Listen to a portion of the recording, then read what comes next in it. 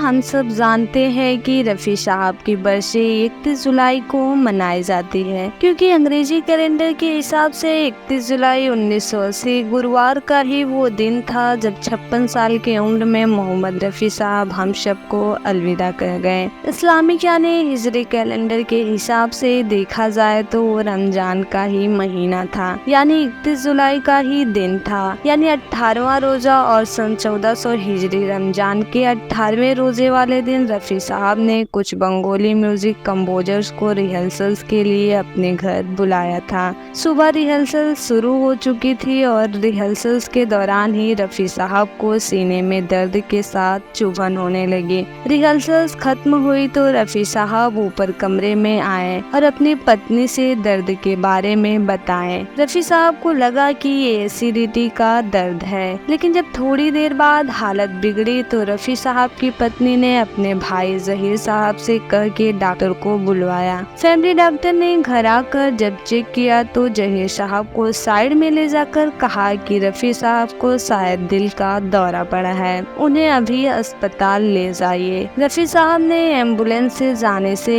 इनकार कर दिया और कहा कि गाड़ी से ही जाएंगे। घर से करीब रफ़ी साहब को माही के नेशनल हॉस्पिटल ले जाया गया और वहां आईसीयू में भर्ती कर लिया गया।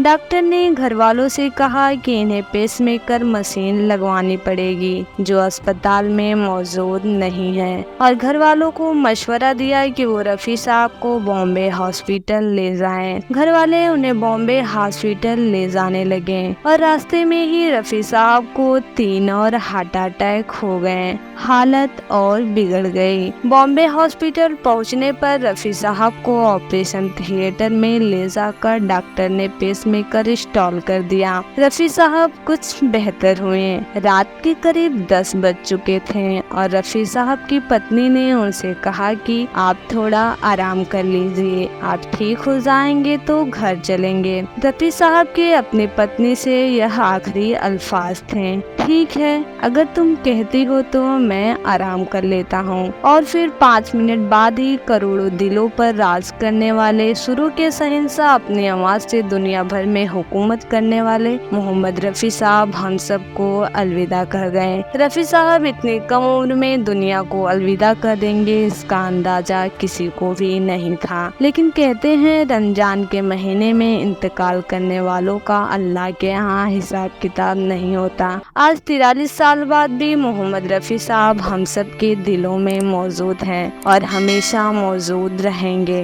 दोस्तों, मेरी आज की वीडियो में इतना। उम्मीद करती हूँ आपको ये वीडियो पसंद आया होगा। हमें कमेंट में जरूर बताइएगा और हमारे चैनल को सब्सक्राइब कर बेल आइकन को प्रेस कर दीजिएगा। धन्यवाद।